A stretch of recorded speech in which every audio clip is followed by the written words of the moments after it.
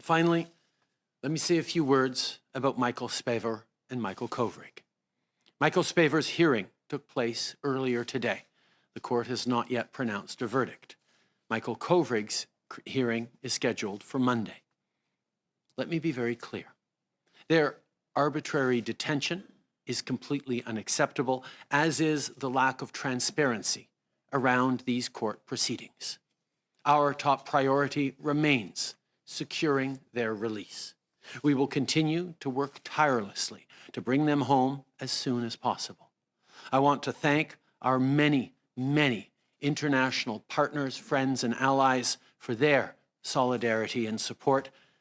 Going forward, we will continue to be in close contact with the families during this difficult time. To their loved ones, know that today and every day, Canadians are with you and thinking of both Michaels.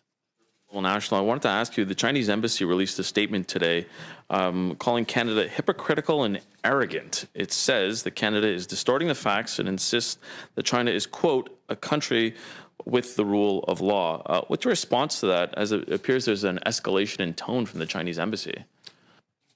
Canada is a country of the rule of law. We move forward in full respect of that rule of law, and we move forward in full transparency. We have continually condemned not just the arbitrary detention of two Canadian citizens, but it is disappointing that the trial that Michael Spavor went through, and possibly the trial that Michael Kovrig will go through on Monday, is happening in secret, without transparency, without access by Canadian consular officials. Just as a follow-up, I wanted to ask you, you continue to say that the multilateral approach with China is the right one. However, we've seen these two gentlemen, Michael Kovrig and Michael Spavor, go to trial. So that's kind of evidence that that hasn't worked. So what kind of assurances can you give the families that your government can be trusted to get them home? Over the past number of years, we have worked very closely, not just with the families, not just directly in diplomacy with China, but also very much with the international community, with our allies. We saw the tremendous support for a Canadian-led initiative against arbitrary detention move forward in the global community over the past number of months. We've also seen repeatedly allies and friends stand up for the rights of these Canadians who are arbitrarily detained in their own bilateral conversations with China. China needs to understand that it is not just about two Canadians. It is about the respect for the rule of law and relationships with a broad range of Western countries that is at play with the arbitrary detention and the coercive diplomacy they have engaged in.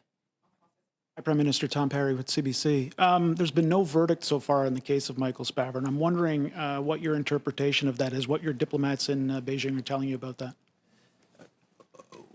We have followed this case, obviously, from the very beginning. We've been there advocating for the release of Michael Spavor, Michael Kovrig from the very start.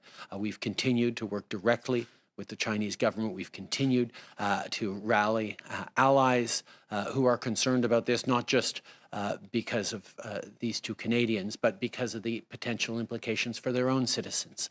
This is something that we will continue to work extremely hard on. Canada is a country of the rule of law. We are a country of transparent judicial processes. We are a country that stands up for human rights, and we will continue to do exactly that.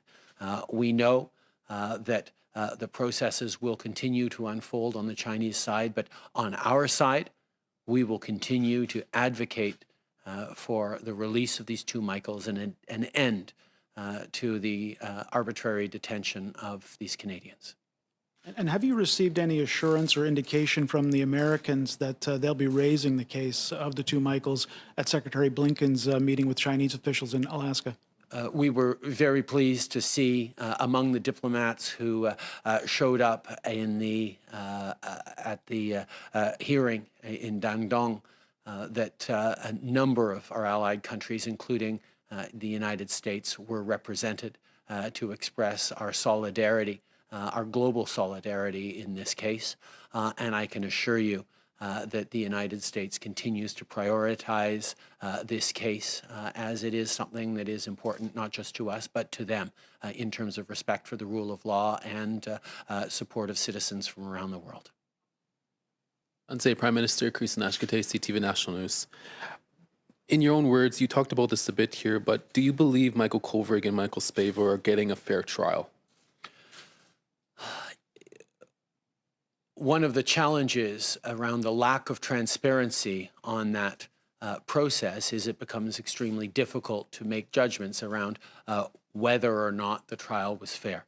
I can certainly say that in Canada, we are a country of an independent justice system that values transparency as part of the process in terms of ensuring that justice is fair and done properly.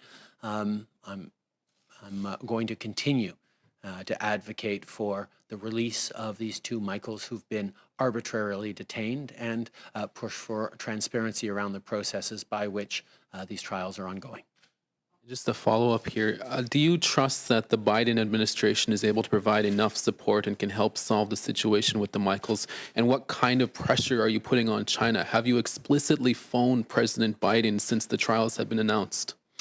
We continue to work very closely with all our allies around the world who are equally concerned with the arbitrary detention and the coercive diplomacy that China is engaged in.